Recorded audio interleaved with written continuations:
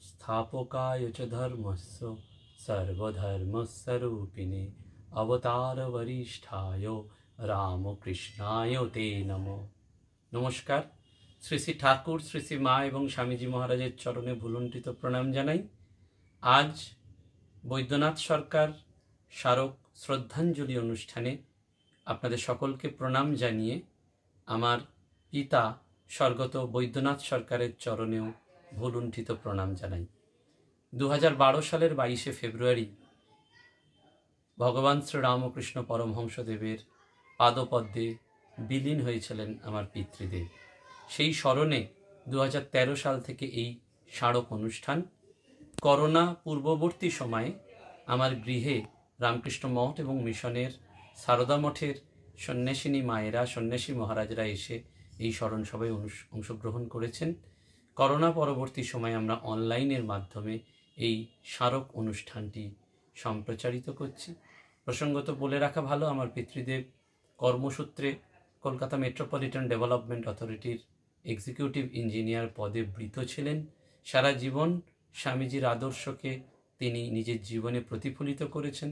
অনেক মানুষকে তিনি নিজের অজান্তে সেবা করেছেন এবং রামকৃষ্ণ ভাব আন্দোলনে এগিয়ে চলার পথে আমার বাবা এবং আমার মায়ের অবদান অনস্বীকার্য এবং তারও উত্তরসূরি হিসাবে বা তারও অগ্রগণ্য হিসাবে আমরা বলতে পারি যে আমার জেঠু এবং জ্যাঠাইমা, আমার জ্যাঠাইমা বর্তমানে জীবিত আছেন, কিন্তু আমার জ্যাঠামশাই 2008 সালে রামকৃষ্ণ লোকে চলে যান।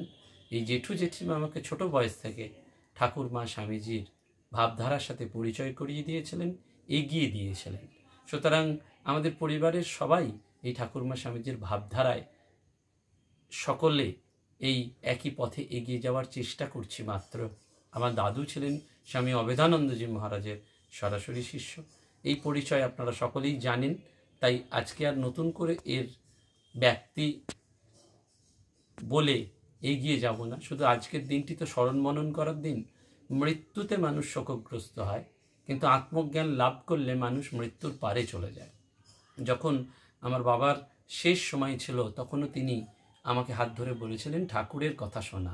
ঠাকুরের কথা শুনতে শুনতেই হয়তো পরবর্তী 7 দিন পরে তিনি সেই অমৃত পথে যাত্রা করেছেন, এটি আমাদের বিশ্বাস। এবং সকলকে খাওয়াতে ভালোবাসতেন, নিজে খেতে ভালোবাসতেন এবং অনেক মানুষকে তিনি নীরবে সাহায্য করেছেন। এক উদারমনা মানুষ ছিলেন, সমস্ত সংস্কারের ঊর্ধ্বে ছিলেন এই মানুষটি এবং আমার জীবনের পরম আশ্রয় ছিলেন আমার বাবা। প্রত্যেকের ক্ষেত্রেই তা হয়, কিন্তু আমার ব্যক্তিগতভাবে মনে হয়েছে যেন বটবৃক্ষের মতন তিনি আমার শখ, স্বাদ, আহ্লাদ সব কিছু পূরণ করার জন্য বদ্ধপরিকর ছিলেন। আজ তার এই প্রয়াণ দিবসে আমরা ঠাকুরমা স্বামীজির কথাই স্মরণ মনন করব।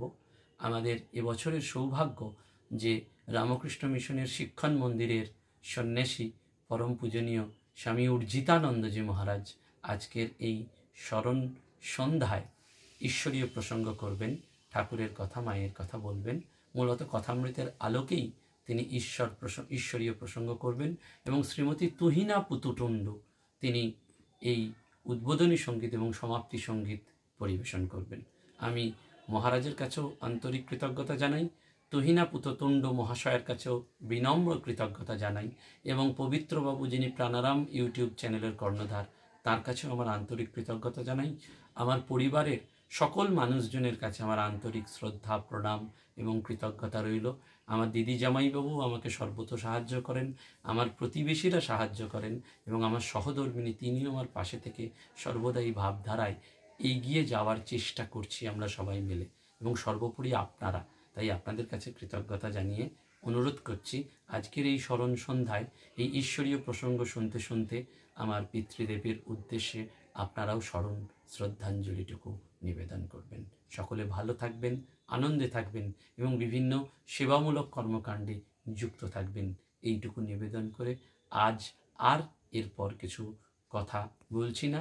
এইটুকু প্রাককথন নিবেদন করে শ্রীমতী তুহিনা পুতুতুণ্ড উদ্বোধনী সঙ্গীতের পর স্বামী উর্জিতানন্দজি মহারাজের বক্তব্য এবং তারপরে সমাপ্তি সঙ্গীতের মধ্যে দিয়েই আজকের এই ছোট্ট অনলাইন অনুষ্ঠানে সৎসঙ্গ প্রয়াসের মধ্যে দিয়ে ঈশ্বর বৈদ্যনাথ সরকারের স্মারক শ্রদ্ধাঞ্জলি অনুষ্ঠান। নমস্কার, ধন্যবাদ।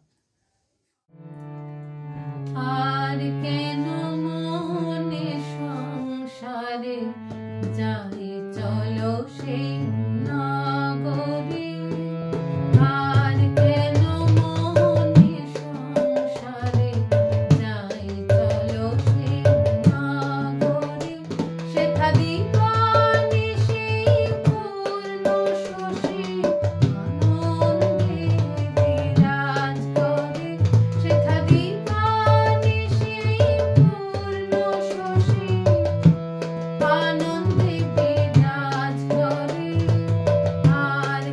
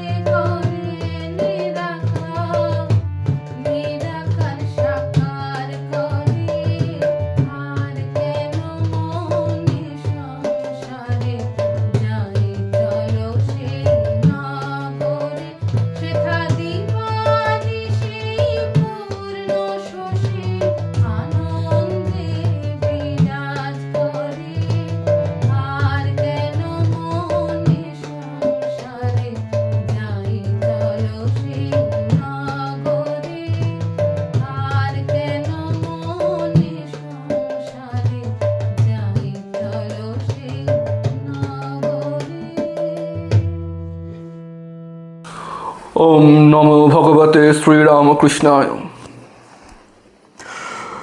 মাননীয় শ্রী বৈদ্যনাথ সরকার, যিনি ঠাকুরমা স্বামীজির ভাবে সারা জীবন কাটিয়েছিলেন, আজ তাঁর তিরোধান দিবস। আমরা যারা কর্মাধীন, আমাদের দেহান্তর প্রাপ্তিতে আমরা শ্রী ভগবানের সাথে মিশে যাব, এমনটাই বলে থাকেন সনাতন শাস্ত্র। বিন্দু যখন সিন্ধুতে মিশে যায় তখন তার পৃথক কোনো নিজস্ব সত্তা থাকে না। ঠিক সেইভাবেই ঈশ্বরে নিবেদিত পুণ্যপ্রাণ বৈদ্যনাথ সরকারের স্মৃতির প্রতি যথার্থ শ্রদ্ধার্ঘ তখনই সম্পন্ন হবে যদি আমরা শ্রী ভগবানের কথামৃতের ভক্তিসাগরে অবগাহন করি। এই কথামৃত পাঠ আমাদের জীবনকে নানাভাবে অধ্যাত্ম রসে সিঞ্চিত করে চলে। এই কথামৃত পাঠ যিনি শুনছেন তার কাছে শ্রবণমঙ্গলম, আবার পাঠকের কাছে পঠনমঙ্গলমও বটে। ঠাকুর কথামৃতের পাতায় পাতায় বহু সৎকথা বহুবার বলছেন, বারংবার বলছেন। তো একবার হৃদয় ঠাকুরকে বলেছিলেন যে, মামা তুমি ওই একই কথা বারবার বলো কেন? তো তখন ঠাকুর বলেছিলেন যে, যেটা ভালো কথা সেটি আমি বারংবার বলবো, তোর তাতে কিরে শালা। এই কথার মাধ্যমে ঠাকুর যেটা বলতে চেয়েছিলেন যে, যা সৎ কথা, সৎ ভাবকে বহন করে, সেই সমস্ত কথা বারবার বলতে হয়, বারবার শুনতে হয়। পুনরাবৃত্তি বা রিপিটেশন সাধারণভাবে কাম্য নয়, কিন্তু যা কিছু সৎ ভাব জীবনে ছড়িয়ে দেয় সেই সমস্ত কথা অবশ্যই বারবার বলা, বারবার পাঠ করা, বারবার শোনার একটা বিশেষ গুরুত্ব আছে বই কি। ঠাকুর কথামৃতের পাতায় পাতায় বারংবার বলছেন যে সংসারের কর্তব্য কী। প্রসঙ্গত উল্লেখ্য, ঠাকুর যে অর্থে সন্ন্যাসী এবং যে অর্থে সংসারী বলতেন, তাঁর যে মানদণ্ড সেটিকে যদি বিচার করা যায় তাহলে আমরা অলমোস্ট প্রত্যেকেই সংসারী। সংসারের জিনিসপত্র নিয়েই আমরা আছি। কেউ অপেক্ষাকৃত বেশি নিরাসক্তভাবে আছেন, কারোর বা কোনো গ্রুপের মানুষের অপেক্ষাকৃত নিরাসক্তির পরিমাণটা কিছুটা কম। ঠিক সন্ন্যাসী আর কজন। তবুও প্রথাগতভাবে আমরা ঠাকুরমা স্বামীজির আশীর্বাদে, তারই কৃপায় সন্ন্যাসব্রত পালন করার চেষ্টা করছি। আর ঠাকুরমা স্বামীজির যারা গৃহস্থ সন্তান, গৃহভক্ত, তারা তাদের মতো করে নিজস্ব জীবনযাপন করার চেষ্টা করছেন ভক্তিপথে, মূলত ভক্তিপথে। তো ঠাকুর কথামৃতে বলছেন যে সংসারে কিভাবে থাকতে হয়। সব কাজ করবে কিন্তু মন ঈশ্বরেতে থাকবে। স্ত্রী, পুত্র, বাপ, মা সকলকে নিয়ে থাকবে ও সেবা করবে যেন কত আপনার লোক, কিন্তু মনে জানবে যে তারা তোমার কেউ নয়। ঠাকুর উদাহরণ দিয়ে বোঝাচ্ছেন। ঠাকুর ছিলেন আদর্শ শিক্ষক। আদর্শ শিক্ষক কারা হন? যিনি কিনা শুধু তত্ত্বের অবতারণা করেন না, সঙ্গে সঙ্গে উদাহরণ দিয়ে তার প্রায়োগিক দিকটিও তুলে ধরেন। প্রথমত এক, দ্বিতীয়ত এই উদাহরণগুলো খুব শক্ত উদাহরণ দেন না।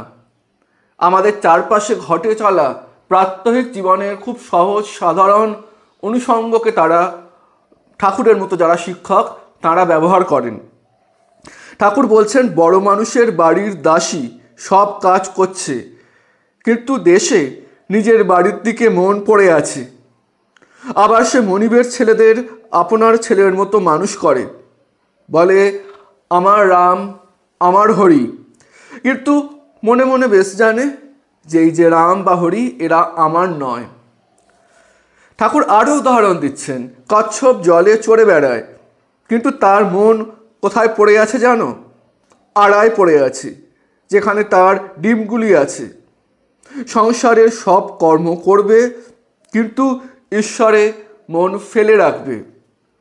ঠাকুর কিন্তু একবারে বলছেন না কাজগুলো হেলাফেলাভাবে করবে, মন দিয়েই করবে, কিন্তু মনের বেশিরভাগ অংশটা যেন ঈশ্বরে নিবদ্ধ থাকে, এবং ঠিক ঠিক যদি ঈশ্বরে মন নিবদ্ধ রেখে কাজ করা যায় তাহলে সে কাজ পারফেক্ট হবে, এটাই কাম্য। যদি না হয় বুঝতে হবে ঠিক ঠিক ঈশ্বরে মন যায়নি। অবশ্যই সম্পূর্ণরূপে ঈশ্বরে মন চলে গেলে আর কর্ম হয় না, কিন্তু সেই উত্তম অধিকারী আমরা বেশিরভাগ মানুষই নই। আমরা ঠিক ঠিক বলতে গেলে মধ্যম অধিকারী, খুব অসাধারণ ভালোও নই, আবার অবশ্যই খারাপও নই। ঈশ্বরে ভক্তি লাভ না করে যদি সংসার করতে যাও তাহলে আরও জড়িয়ে পড়বে, বিপদ শোক তাপ এসবে অধৈর্য হয়ে যাবে, আর যত বিষয়ে চিন্তা করবে ততই আসক্তি বাড়বে। ঠাকুর পদ্ধতি বা পন্থাও বলে দিচ্ছেন, তেল হাতে মেখে তবে কাঁঠাল ভাঙতে হয়, তা না হলে হাতে আঠা জড়িয়ে যায়। ঈশ্বর ভক্তিরূপ তেল লাভ করে তবে সংসারের কাজে হাত দিতে হয়। কিন্তু এই ভক্তি লাভ করতে গেলে নির্জন বাস একান্ত কাম্য। মাখন তুলতে গেলে নির্জনে দই পাততে হয়, দইকে নাড়ানাড়ি করলে দই বসে না। তারপর নির্জনে বসে সব কাজ ফেলে দই মন্থন করতে হয়, তবে মাখন তোলা যায়। আবার দেখো, এই মনে নির্জনে ঈশ্বর চিন্তা করলে জ্ঞান বৈরাগ্য ভক্তির উদয় হয়। কিন্তু সংসারে যদি এই মনকে ফেলে রাখি তাহলে এই মনই নিচু দিকে চলে যায় এবং কামনি কাঞ্চনে তার মন ন্যস্ত হয়। সংসার জল আর মনটি যেন দুধ, যদি জলে ফেলে রাখো তাহলে দুধে জলে মিশে এক হয়ে যায়। খাঁটি দুধ খুঁজে পাওয়া যায় না। দুধকে দই পেতে মাখন তুলে যদি জলে রাখা যায় তাহলে ভাসে। তাই নির্জনে সাধনা দ্বারা আগে জ্ঞান ভক্তি রূপ মাখন লাভ করবে। সেই মাখন সংসার জলে ফেলে রাখলেও মিশবে না, ভেসে থাকবে। এবং ঠাকুর সঙ্গে সঙ্গে এটাও বলছেন যে শুধু এই পন্থা অবলম্বন করাই যথেষ্ট নয়, এর সাথে সাথে বিচার করাও খুব প্রয়োজন। সবসময় সৎ এবং অসৎ বিচার করতে হবে। কি সেটা?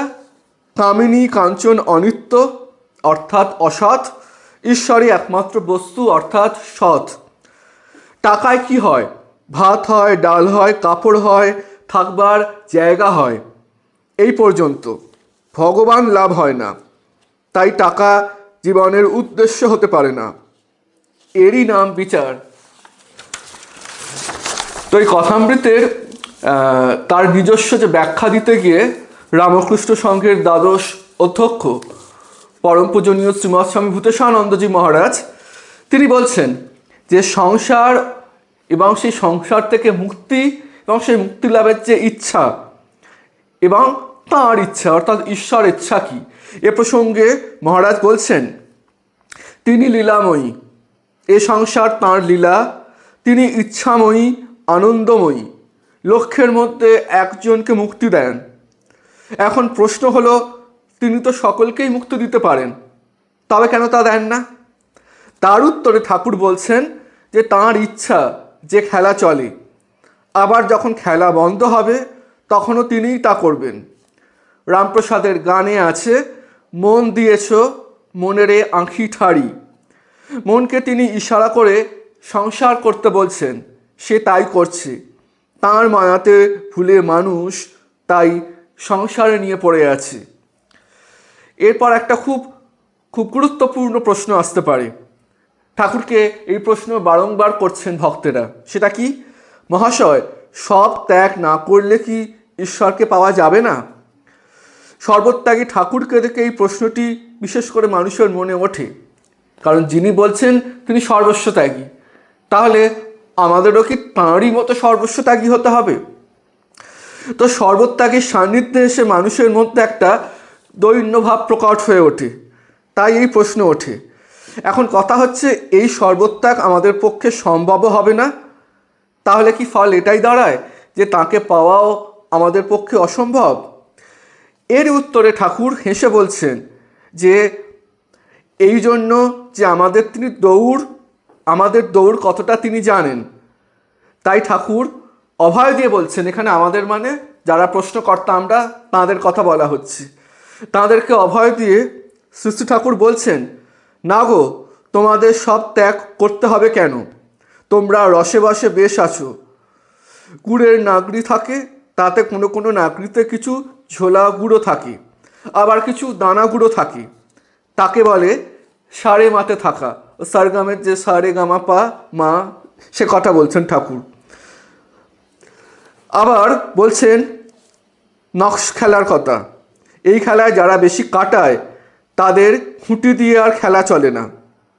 ঠাকুর তাই বলছেন, আমি বেশি কাটিয়ে জ্বলে গেছি। সত্যি বলছি, তোমরা সংসার করছো, এতে কোনো দোষ নেই।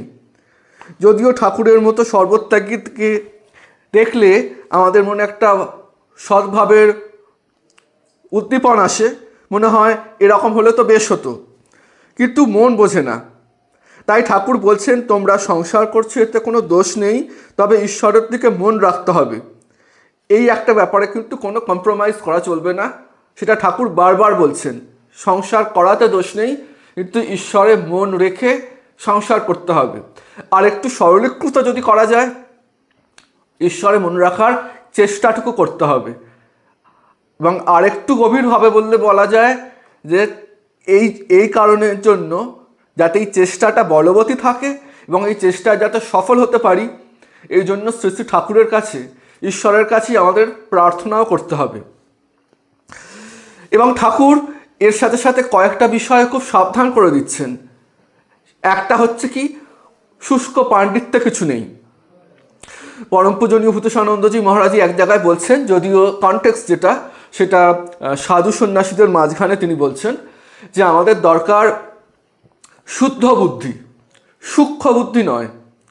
তবে যদিও এটা সাধু সন্ন্যাসীদের মাঝে বলছেন, তথাপি এটি সবার ক্ষেত্রেই প্রযোজ্য যারা কিনা অধ্যাত্ম জীবনযাপন করার জন্য আগ্রহী। সূক্ষ্ম বুদ্ধি কী আর শুদ্ধ বুদ্ধি কী? এক কথায় বলতে গেলে শুদ্ধ বুদ্ধিতে কোনো স্বার্থবোধ থাকে না। সূক্ষ্ম বুদ্ধি সেটা হয়তো অন্যের ক্ষতি করার মতো খারাপ নাও হতে পারে, তথাপি তার মধ্যে আত্মস্বার্থবোধ লুকিয়ে থাকে। এটা একটা খুব প্রকৃষ্টতম উদাহরণ হচ্ছে, আমরা জানি যে মায়ের ছোট ভাইয়ের স্ত্রী পাগলি মামি আর তার কন্যা রাধু, আর অন্যদিকে আরেক ভাইয়ের দুই কন্যা নলিনী এবং মাকু। তো এই দুই পক্ষের মধ্যে সদ্ভাব ছিল না। এবং সদ্ভাব না থাকার কারণটা কি? উভয় পক্ষই ভাবত যে তারা বোধহয় বঞ্চিত হচ্ছে এবং অপরপক্ষ বোধহয় মায়ের থেকে সব কিছু পেয়ে যাচ্ছে। মায়ের সেরকম সম্পদ কিছু ছিল না, তথাপি তাদের মনে হতো মা বোধহয় অপরপক্ষকে সব দিয়ে দিচ্ছেন। তো এই মতাবস্থায় রাধুর বিবাহ ঠিক হয়েছে, তত্ত্ব পাঠানো হবে। এবং মা খুব ভালো করে জানেন যে এই তত্ত্ব পাঠানো নিয়ে নলিনী একটা শোরগোল ফেলবে। তো মা কী করলেন, বুদ্ধি করে নলিনীদিকেই বললেন যে কী কী তত্ত্ব পাঠানো হবে তুই একটু ভালো করে দেখে শুনে আমায় বল। এটা কি হলো, নলিনীদি যে একটু সম্মান পেলেন। সম্মান পেলে যেটা হয়, মানুষের মন উদার হয়ে যায়। তো নলিনীদি তখন মায়ের যে করা ফর্দ দেখে বলছেন, মা এইটুকুতে কি হবে পিসিমা, রাধির তো কোনো জ্ঞানগম্যি নেই, আর তবে তুমি কেন নজর ছোট করবে। তো কী করছে নলিনীদি, মায়ের তৈরি করা ফর্দতে আরও অনেক কিছু অ্যাড করে দিচ্ছেন। এইটা হচ্ছে শুদ্ধ বুদ্ধি। কেন? কারণ মা যে এখানে বুদ্ধির প্রয়োগ করলেন, নিঃসন্দেহে মা বুদ্ধির প্রয়োগ করলেন এখানে। কারণ মা পরবর্তীকালে বলছেন যে এই জিনিসটাই যদি আমি নলিনীকে না জানিয়ে করতাম তাহলে ধুমধারাক্কা লেগে যেত। তাহলে তার মানে অবশ্যই মা বুদ্ধির প্রয়োগ করছেন। কিন্তু এখানে শুদ্ধ বুদ্ধি বোঝার উপায় কি? এই বুদ্ধিতে মায়ের কোনো স্বার্থবোধ নেই, মায়ের কোনো প্রাপ্তি ঘটছে না এটি, সেই জন্য এটা শুদ্ধ বুদ্ধি। এবং চণ্ডীতেও আছে বুদ্ধি রূপেণ সংস্থিতা, বুদ্ধি থাকা তো খুব প্রয়োজন। ঠাকুরও বলছেন যে সরল হবে কিন্তু বোকা হবে না। তাই বুদ্ধি না থাকাটা কোনো রকমভাবে আমরা গ্লোরিফাই করতে পারি না, বোকামোটা তামসিকতা। ঠিক বুদ্ধি থাকাটা সাত্ত্বিক গুণের মধ্যেই পড়ে। তো এই বুদ্ধির কথা বলতে গিয়ে অনেক সময় আমরা পাণ্ডিত্যের সাথে বুদ্ধিকে মিশিয়ে ফেলি। তাই ঠাকুর বারবার বলছেন যে শুষ্ক পাণ্ডিত্য, যে পাণ্ডিত্য ভক্তি নেই, এ পাণ্ডিত্য অধ্যাত্ম জীবনে কোনো কাজে আসে না। ঠাকুর বলছেন যে গীতার অর্থ কি? 10 বার বললে যা হয় তাই। গীতা গীতা 10 বার বলতে গেলে ত্যাগী হয়ে যায়। গীতার এই শিক্ষা, হে জীব, সব ত্যাগ করে ভগবানকে লাভ করবার চেষ্টা করো। সাধুই হোক, সংসারেই হোক, মন থেকে সব আসক্তি ত্যাগ করতে হবে। ঠাকুর আরেকটি কথা বলছেন, সেটি হচ্ছে নিষ্কাম কর্মের কথা। কারণ কাজ আমাদের করতেই হবে, কারণ আমাদের বেশিরভাগ মানুষ আমরা যারা, আমাদের মধ্যে 3 গুণ ত্রিগুণাত্মিকা, আমাদের সত্য রজতম তার হেরফের আছেই, আমরা গুণাতীত হইনি, সুতরাং কর্ম করতেই হবে। তাই ঠাকুর বলছেন নিষ্কাম কর্ম করবে। ঈশ্বর বিদ্যাসাগর যে কর্ম করে সে ভালো কাজ। মণি, আজ্ঞা হাঁ। আচ্ছা, যেখানে কর্ম সেখানে কি ঈশ্বরকে পাওয়া যায়? রাম আর কাম কি একসঙ্গে হয়? হিন্দিতে একটা কথা সেদিন পড়লাম, যাহা রাম তাহা নাহি কাম, যাহা কাম তাহা নাহি রাম। ঠাকুর বলছেন কর্ম সকলেই করে, তার নামগুণ করা এও কর্ম। সোহমবাদীদের আমি সেই, এই চিন্তাও কর্ম। নিঃশ্বাস ফেলা এও কর্ম। কর্ম ত্যাগ করবার জো নাই। তাহলে উপায়? তাই কর্ম করবে, কিন্তু ফল সমর্পণ করবে ঈশ্বরে। ঠাকুর বলছেন বিদ্যার সংসারের জন্য অর্থ রোজগার করতে পারা যায়, অর্থ রোজগার করার দরকার আছে। মাস্টারমশাই জিজ্ঞাসা করছেন যে অর্থ রোজগার বা বেশি অর্থ রোজগারের চেষ্টা কি ঠিকঠাক? তখন ঠাকুর তার সমাধান করছেন যে বিদ্যার সংসারের জন্য পারা যায়, বেশি উপায়ের চেষ্টা করবে, কিন্তু সৎ উপায়ে। উপার্জন করা উদ্দেশ্য নয়, ঈশ্বরের সেবা করাই উদ্দেশ্য। টাকাতে যদি ঈশ্বরের সেবা হয় তো সে টাকায় দোষ নাই। এরপরেও মণি প্রশ্ন করছেন, আজ্ঞা পরিবারদের উপর কর্তব্য কতদিন? শ্রীরামকৃষ্ণ, তাদের খাওয়া পড়ার কষ্ট না থাকে, কিন্তু সন্তান নিজের সামর্থ্য হলে আর তাদের ভার লবার দরকার নাই। উদাহরণ দিয়ে ঠাকুর বলছেন যে পাখির ছানা খুঁটে খেতে শিখলে আবার মার কাছে খেতে এলে মা ঠক্কর মারে। তারপর মণি বলছেন যে কর্ম কতদিন করতে হবে? শ্রীরামকৃষ্ণ, ফল লাভ হলে আর ফুল থাকে না, ঈশ্বর লাভ হলে কর্ম আর করতে হয় না, মনও লাগে না। যে কটা কর্ম আছে সে কটা শেষ হয়ে গেলে নিশ্চিন্ত। গৃহিণী বাড়ির রাঁধা বাড়া আর কাজকর্ম সেরে যখন নাইতে গেল তখন আর ফেরে না, তখন ডাকাডাকি করলেও আর আসবে না, অর্থাৎ সেদিনের মতো গৃহিণীর দুপুরবেলার কর্ম শেষ হয়ে গেছে। এইবার ঠাকুর বারবার বলছেন যে মনুষ্য জীবনের উদ্দেশ্য কি? ঈশ্বর লাভ করা। তাহলে দ্বিতীয় প্রশ্ন আসবে যে ঈশ্বর লাভের উপায় কি? ঠাকুর তার পন্থা বলে দিচ্ছেন। হ্যাঁ, ঈশ্বর দর্শন করা যায়, মাঝে মাঝে নির্জনবাস, তার নাম গুণগান, বস্তু বিচার এইসব করতে হয়। মাস্টারমশাই জিজ্ঞাসা করছেন কি অবস্থাতে তাঁকে দর্শন করা যায়? শ্রীরামকৃষ্ণ বলছেন খুব ব্যাকুল হয়ে কাঁদলে তাঁকে দেখা যায়। সেরকম কীরকম কান্না হতে হবে, কীরকম ব্যাকুলতা? ঠাকুর বলছেন মাখ ছেলের জন্য লোকে 1 ঘটি কাঁদে, টাকার জন্য লোকে কেঁদে ভাসিয়ে দেয়, কিন্তু ঈশ্বরের জন্য কে কাঁদে? বলে ঠাকুর একটা গান গাইছেন, ডাক দেখি মন ডাকার মতো কেমন শ্যামা থাকতে পারে, কেমন শ্যামা থাকতে পারে, কেমন কালী থাকতে পারে। 3 টান একত্র হলে তবে তিনি দেখা দেন। বিষয়ীর বিষয়ের ওপর টান, মায়ের সন্তানের ওপর টান এবং সতীর পতির ওপর টান। এই 3 টান যদি কারো একসঙ্গে হয় সেই টানের জোরে ঈশ্বর লাভ সম্ভব। ব্যাকুল হয়ে তাঁকে ডাকা চাই। বিড়ালের ছানা কেবল মিউ মিউ করে মাকে ডাকতে জানে, মা তাকে যেখানে রাখে সেইখানেই থাকে, কখনো হেসেলে, কখনো মাটির উপর, কখনো বা বিছানার উপর। তার কষ্ট হলে সে কেবল মিউ মিউ করে ডাকে, আর কিছু জানে না। মা যেখানেই থাকুক এই মিউ মিউ ডাক শুনলেই মা চলে আসে। এবং ঠাকুর বলছেন যে ভক্তের যে হৃদয় সেটি হচ্ছে ভগবানের বৈঠকখানা। ঠাকুর বলছেন ভক্তের হৃদয় তাঁর আবাসস্থান, তার বৈঠকখানা। সংসার সব অনিত্য, সন্দেহ নাই। আবার সেই অনিত্য বস্তুর ভিতরেও কোথাও কোথাও দেখা যায় তাঁর বিশেষ প্রকাশ। অনিত্য বস্তু বলে সমস্ত জগৎকে যদি তুচ্ছ করে দিই তাহলে আমাদের তাঁকে ধরবার যে যোগসূত্র তা ছিন্ন হয়ে যাবে। তাঁকে আমরা এই জগতের ভিতরে না ভেবে বাইরে কোথাও ভাববো, এটা তো আমরা ভাবতেও পারি না। পূজনীয় স্বামী ভূতেশানন্দজি মহারাজ অনুপম ব্যাখ্যা করে বলছেন, আমাদের চিন্তার রাজ্যে আমরা তাকে ভাবি যে তিনি এই সমস্ত জগতে পরিব্যাপ্ত হয়ে রয়েছেন, অথবা তিনি আমাদের হৃদয়ের মধ্যে বিরাজ করছেন। হয় হৃদয়ের মধ্যে, হৃদয় গুহায় আছেন, এরকম একটা ভাবনা আসতে পারে, নতুবা চারপাশে যা দেখছি তাতেই তিনি পরিব্যাপ্ত হয়ে রয়েছেন। আবার আমরা এও বলছি যে তিনি অন্তরে রয়েছেন, তদন্তরস্থ সর্বস্য, তিনি এই সমস্তের ভিতরে রয়েছেন, আবার বাহ্যত, বাইরেও রয়েছেন। এখন এর বাইরে বলতে কত দূর তার সীমা আমরা জানি না, বাহির আর ভিতর তবে কি দৃষ্টিতে?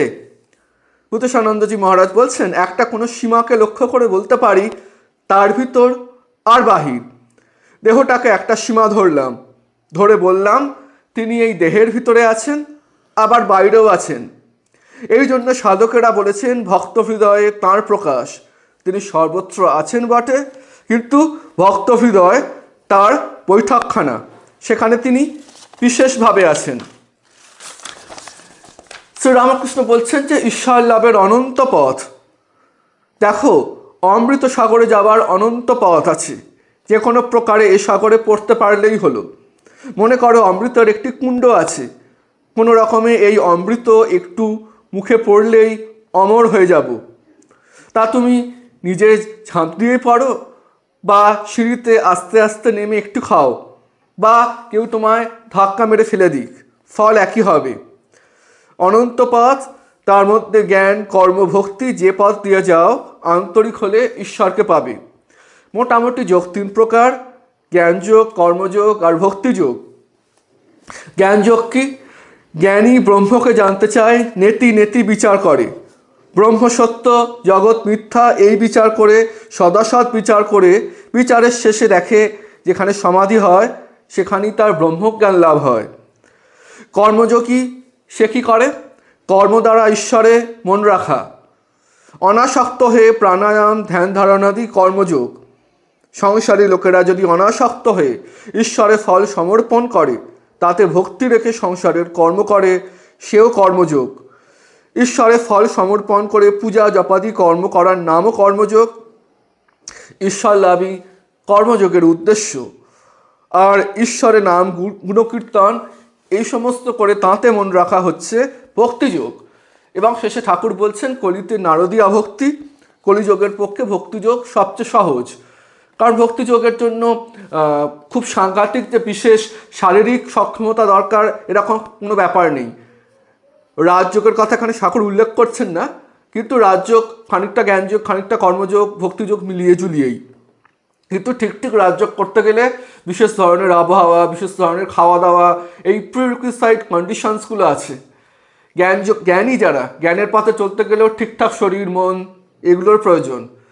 আর চূড়ান্ত কর্ম করতে গেলেও শরীরের প্রয়োজন তো বটেই, সুস্থ সবল। সেই জায়গায় ভক্তিযোগের পক্ষে এই পথগুলো প্রয়োজন নেই, এই ক্রাইটেরিয়াগুলোর আবশ্যকতা নেই। আবার ভক্তিযোগ জীবনের যে কোনো প্রান্তে উপনীত হয়েছি আমি, সেই অবস্থা থেকে শুরু করতে পারি। সারা জীবনটা কেটে গেল, হায় আমার কিছুই কি হবে না, ঠিক যখনই এই ভাবের উদয় হলো তখন থেকেই কেউ পথ চলা শুরু করতে পারেন। ভক্তিযোগ তাকে সেই অবকাশ দিচ্ছে। আবার ভক্তিযোগের যোগ্য হতে গেলে খুব সাংঘাতিক উচ্চমার্গের চরিত্রবান বা চরিত্রবতী না হলেও চলবে। হ্যাঁ, অধ্যাত্ম পথের একটা অবশ্যকাম্য শর্ত হচ্ছে চরিত্রের দৃঢ়তা। তথাপি অন্যান্য যোগের ক্ষেত্রে যেগুলো অপেক্ষাকৃত বেশি প্রয়োজন, ভক্তিযোগ এই জায়গাতেও খানিকটা যেন লিবার্টি দিচ্ছেন। কারণ আমরা এরকম অনেক উদাহরণ পাই ভক্তিশাস্ত্রে বা আচার্যদের ইতিহাসে, যাদের পূর্ব জীবনে তারা সেই অর্থে খুব সাংঘাতিক পবিত্র জীবনযাপন করেননি, তথাপি ঈশ্বরের আশীর্বাদে তারা জীবনের কোনো একটা সময় এসে তাদের মনে হলো যে না, সব ছেড়ে দেবো। তারপর ঈশ্বরের কৃপাতেই তাদের সেই মলিন মন ধীরে ধীরে ঈশ্বরের কৃপায় সোনা হয়ে যায়। ঈশ্বর হচ্ছেন পরশমণি, ছুঁয়ে দিলে সোনা হয়ে যায়। ভক্তিপথে এটাও সম্ভব। এই নানাবিধ কারণে ভক্তিযোগ অপেক্ষাকৃত সহজ। মাথায় রাখতে হবে অপেক্ষাকৃত, যেন বাইরে থেকে মনে হচ্ছে সহজ। অর্থাৎ ভক্তিযোগের যদি একটা দরজা থাকে, জ্ঞানযোগের একটি দরজা, রাজযোগের একটি দরজা, কর্মযোগের একটি দরজা, এই দরজাটা খুলে পথে প্রবেশ করাটা ভক্তিযোগের ক্ষেত্রে অপেক্ষাকৃত সহজ, কিন্তু ওই পথ চলতে যখন শুরু হচ্ছে তখন প্রত্যেকটাই কম বেশি শক্ত। তো ঠাকুর বলছেন যে জ্ঞানযোগ এ যুগে শক্ত, খুব উচ্চ অধিকারী ছাড়া হয় না, তাই এ যুগের পক্ষে ভক্তিযোগ। ভক্তিযোগ যুগ ধর্ম, তার মানে এ নয় যে ভক্ত এক জায়গায় যাবে এবং জ্ঞানী বা কর্মী আরেক জায়গায় যাবে। এর মানে যিনি ব্রহ্মজ্ঞান চান তিনি যদি ভক্তিপথ ধরেও যান তাহলেও সেই জ্ঞান লাভই করবেন। ভক্তবৎসল মনে করলেই ব্রহ্মজ্ঞান দিতে পারেন। ভক্ত বলে, মা সকাম কর্মে আমার বড় ভয় হয়, সে কর্মে বাসনা আছে, কামনা আছে, সে কর্ম করলেই ফল পেতে হবে। আবার অনাসক্ত হয়ে কর্ম করা কঠিন। সকাম কর্ম করতে গেলে তোমায় ভুলে যাব, তবে এমন কর্মে কাজ নেই। যতদিন না তোমায় লাভ করতে পারি ততদিন পর্যন্ত যেন কর্ম কমে যায়। যেটুকু কর্ম থাকবে সেটুকু কর্ম যেন অনাসক্ত হয়ে করতে পারি, আর সঙ্গে সঙ্গে যেন খুব ভক্তি হয়। আর যতদিন না তোমায় লাভ করতে পারি ততদিন কোনো নূতন কর্ম জড়াতে মন যেন না চায়। ঠাকুর শিখিয়ে দিচ্ছেন এইভাবে প্রার্থনা করতে হবে।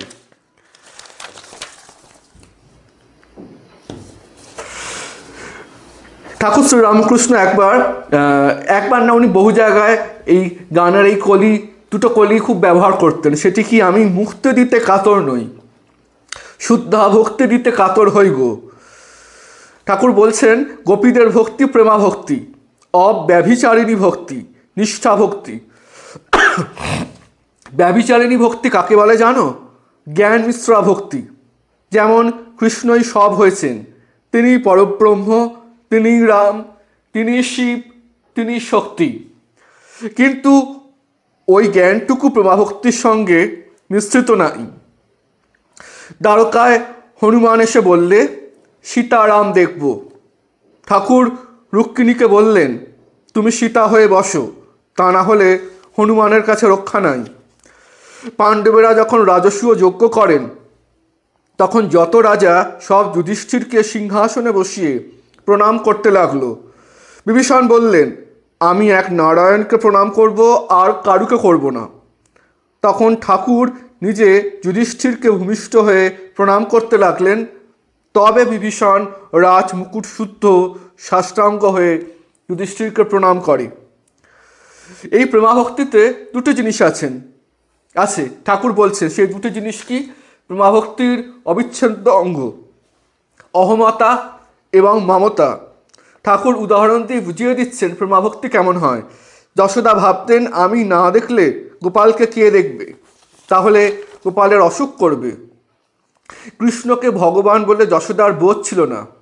প্রকৃতপক্ষে যদি ভগবানের ঐশ্বর্য অত্যন্ত প্রকট হয়ে যায় তাহলে আর মাধুর্য লীলা হয় না। তাই ভগবান সাধারণ হয়ে আমাদের কাছে আসেন। দেবতারে যাহা দিতে পারি তাই দিই প্রিয়ে, আর পাবো কোথা, দেবতারে প্রিয় করি প্রিয়েরে দেবতা, রবীন্দ্রনাথ ঠাকুরের কবিতায় আছে। আর মমতা সেটা কি? আমার জ্ঞান, আমার গোপাল। এমনিতে অহম খারাপ, কিন্তু যখন ভগবানকে নিয়ে এই অহম আসে সেইটি ভালো। উদ্ধব বলছেন মা তোমার কৃষ্ণ সাক্ষাৎ ভগবান, তিনি জগৎ চিন্তামণি সামান্য নন। তখন যশোদা বলছেন ওরে তোদের চিন্তামণি নয়, আমার গোপাল কেমন আছে সেটা জিজ্ঞাসা করছি, চিন্তামণি নয়, আমার গোপাল। এরপর ঠাকুর একটা গল্প বলে বোঝাচ্ছেন যে জ্ঞান মিশ্রিতা ভক্তি এবং প্রেমাভক্তি কোনটা কেমন। ঈশ্বরে খুব ভালোবাসা না এলে প্রেমাভক্তি হয় না। আর আমার জ্ঞান বলে এবার ঠাকুর গল্পটা বলছেন। 3 বন্ধু বন দিয়ে যাচ্ছে, হঠাৎ সেখানে বাঘ এসে উপস্থিত। একজন বলছে ভাই আমরা সব মারা গেলুম। দ্বিতীয়জন বলছেন যে কেন মারা যাব কেন, এসো আমরা ঈশ্বরের শরণাগত হই, তাকে ডাকি। আর একজন বলছে দেখো তাকে আর কষ্ট করে ডাকাডাকি কেন, এসো আমরা এই গাছে উঠে পড়ি, বলে সে গাছে উঠে পড়লো। এখন ঠাকুর এই 3 জনের উত্তরদাতার তিনি বিচার করে ঠাকুর বুঝিয়ে দিচ্ছেন কে কেমন প্রকৃতির মানুষ। ঠাকুর বলছেন যে লোকটি বললে আমরা মারা গেলুম সে জানে না যে ঈশ্বর রক্ষাকর্তা, অজ্ঞান। যে বললে এসো আমরা ঈশ্বরকে ডাকি সে জ্ঞানী, তার বোধ আছে যে ঈশ্বর সৃষ্টি স্থিতি প্রলয় সব করছেন। কি মজার কথা, ঠাকুর বলতেন সে জ্ঞানী, অথচ তার উত্তরটা কি, এসো আমরা ঈশ্বরকে ডাকি। তার মানে জ্ঞান আর ভক্তিতে কোনো বিরোধ নেই। আবার ঠাকুর তৃতীয় ব্যক্তির উদাহরণ দিচ্ছেন যে আর যে বললে তাকে কষ্ট দিয়ে কি হবে, এসো গাছে উঠি, তার ভিতরে প্রেম জন্মেছে, ভালোবাসা জন্মেছে, অথচ সে কাজটা কি করছে, ঈশ্বরকে ডাকছে না। মানে আলটিমেটলি সব পথ যখন শেষে মিশে যায় তখন জ্ঞান ভক্তি এভাবে আলাদা করা যায় না। কারণ ঠাকুর বলছেন যে প্রেমের স্বভাবই এই যে আপনাকে বড় মনে করে আর প্রেমের পাত্রকে ছোট মনে করে। নিবেদিতার খুব সুন্দর একটা উক্তি আছে। নিবেদিতা বলছেন যে শ্রীরামকৃষ্ণদেব কেমন না, তিনি একটি বাড়ির পরিবারের সবচেয়ে ছোট্ট যে সদস্য সে হচ্ছে ঠাকুর। এই ছোট্ট সদস্যের কাছে বাকিদের কোনো চাহিদা থাকে না, কিন্তু যে ছোট্ট সদস্য তাকেই সব কিছু দিতে হয়। তেমনি শ্রীরামকৃষ্ণ হচ্ছেন পরিবারের সবচেয়ে ছোট সদস্য, তিনি আমাদের কিছু দেবেন না, ব্রাদার আমরা আমাদের সমস্তটা তাঁকে দিয়ে ধন্য হব। খুব উচ্চমার্গের অবস্থা। তো ঠাকুর বলছেন আপনাকে বড় মনে করে আর প্রেমের পাত্রকে ছোট মনে করে, পাছে তার কষ্ট হয়।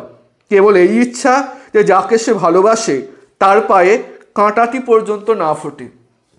তো এই কাঁটা ফোটার কথা বলতে গিয়ে মনে পড়ে মায়ের জীবনে একটি বিখ্যাত ঘটনা। সেটি কি 1913 সাল কয়েকজন ভক্ত ছুটিতে জয়রামবাটি গেছেন। তো কোয়ালপাড়া পৌঁছে দেখছেন খুব বর্ষণ মুখর দিন ছিল, এবার তাদের ছুটি কম, ফিরে যেতে হবে। এদিকে মায়ের সান্নিধ্যে বেশি দিন থাকার, বেশি সময় থাকার প্রচণ্ড ইচ্ছা। তো কি করেছেন, ওই ঝড় জলের রাতেই নদী পার হয়ে জয়রামবাটি পৌঁছেছেন। তো পরের দিন মা জানতে পেরেছেন। এখন মার খুব কোমল হৃদয় ছিল, সন্তানের প্রশ্নে সেই কোমলতা আরও বহুগুণে বিবর্ধিত হতো। তো মা শুনে বলছেন তোমরা এরকম ঘুমো ধরে থাকো, কিন্তু তোমাদের এই কাজকর্মে আমাদের কষ্ট হয়, কেন এত ঝড় জলের রাতে এইভাবে আসতে গেলে। তো বারবার এই কথা বলছে না, ছেলেরা বোঝাচ্ছে মাকে যে আপনাকে দেখার খুব ইচ্ছা, বেশি দিন ছুটি নেই, ফিরে যেতে হবে, তাই যত তাড়াতাড়ি আসা যায়। তো মা বুঝছেন, কিন্তু তথাপি মায়ের মন মানতে চাইছে না। মা খালি ভাবছেন না জানি আমার সন্তানদের কত কষ্ট হয়েছে।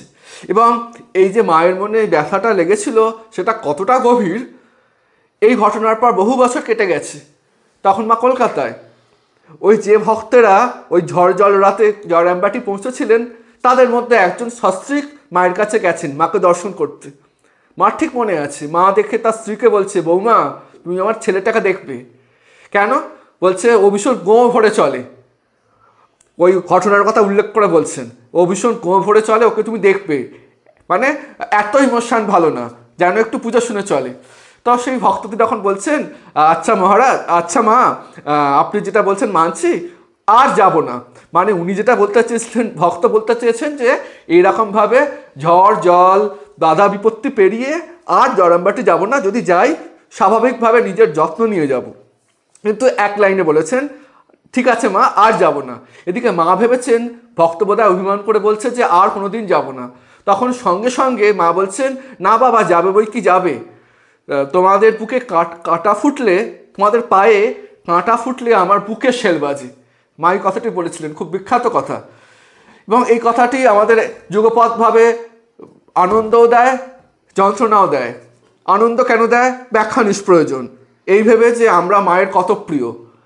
আর ব্যথা এই জন্য দেয় যে আমরা অনেক সময় আগু পিছু চিন্তা না করে এমন অনেক কাজকর্ম করি, এবং সেই কাজকর্মের ফল চারপাশের লোকের থেকেও বড় কথা আমাদের ওপর এসে পড়ে। আমরাই দুর্দশায় পড়ি, যন্ত্রণা ভোগ করি, এবং সেই যন্ত্রণা না জানি মাকে কতটা যন্ত্রণা পীড়িত করে। সুতরাং এটা আমাদেরও উচিত যে যদি মাকে ভালোবাসি, ঠাকুরকে ভালোবাসি, তাদের কৃপায় কিছুটা ভালোবাসা জন্মেছে, সেই ভালোবাসা শুধু থাকলেই হবে না। It is not enough to be good, you have to show your goodness. এটা আমাদের পরম্পরাক্রমে আমাদের সিনিয়র সাধুরা আমাদের বলেন, ভালোটা দেখাতে হবে, কাজে কর্মে তার প্রয়োগ ঘটাতে হবে।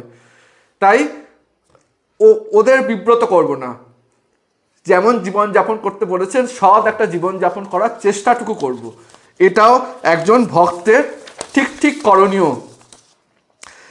এবং শেষ করছি, মায়ের আরেকটি কথা দিয়ে মা বলছেন, অভয় দিয়ে, যে বাবা জীবনের সকল সময় সকল অবস্থায় মনে রেখো কি না, তোমাদের একজন মা আছেন।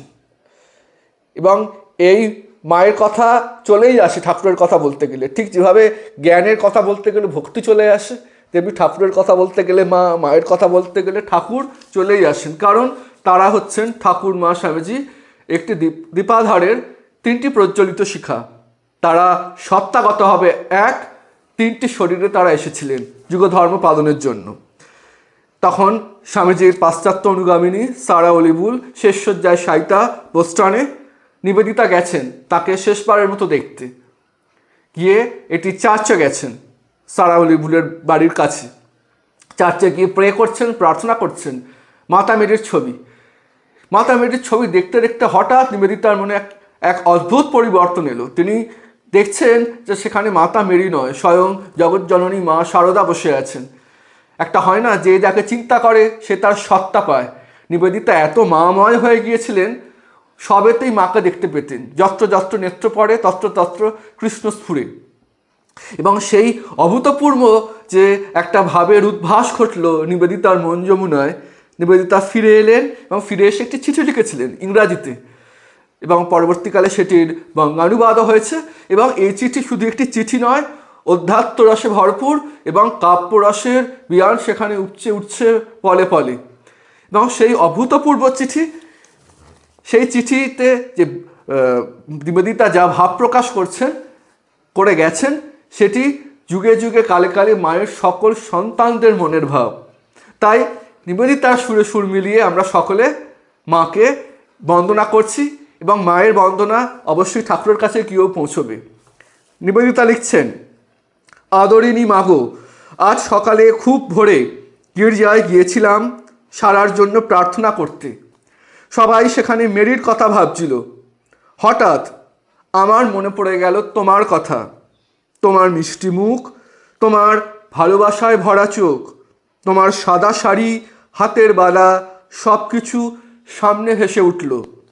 তখন ভাবলাম, অভাগী সারার রোগের ঘরটিতে শান্তিতে ও আশীর্বাদে ভরিয়ে দিতে পারে একমাত্র তোমারই পরশ। আর মাগো, জানো কি ভাবলাম?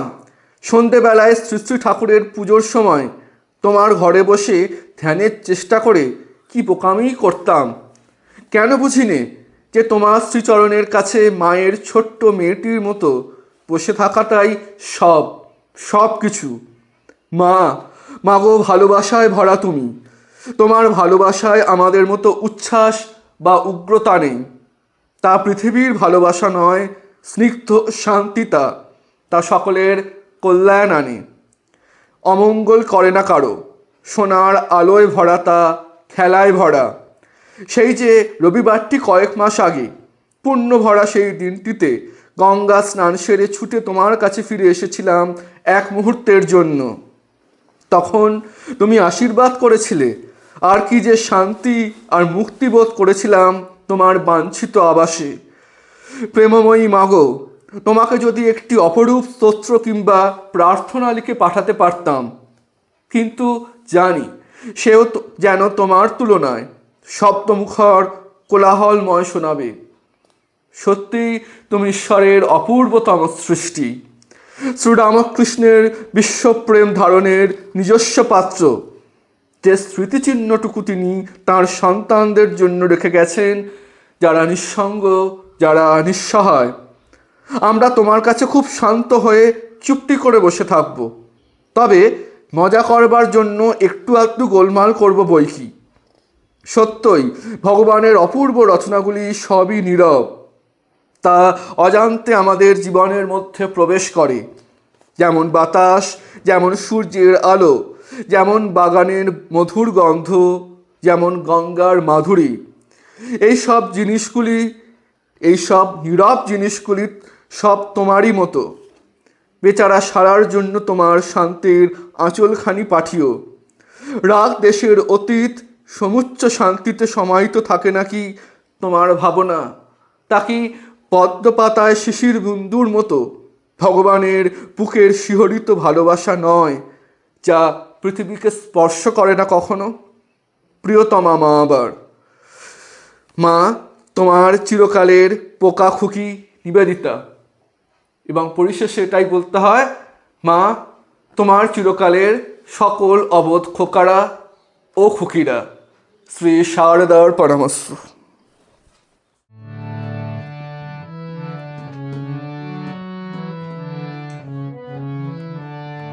রামকৃষ্ণ শরণম রামকৃষ্ণ শরণম রামকৃষ্ণ শরণম শরণে জয় জয় রামকৃষ্ণ শরণম রামকৃষ্ণ শরণম রামকৃষ্ণ শরণম শরণে প্রভু কৃপা হে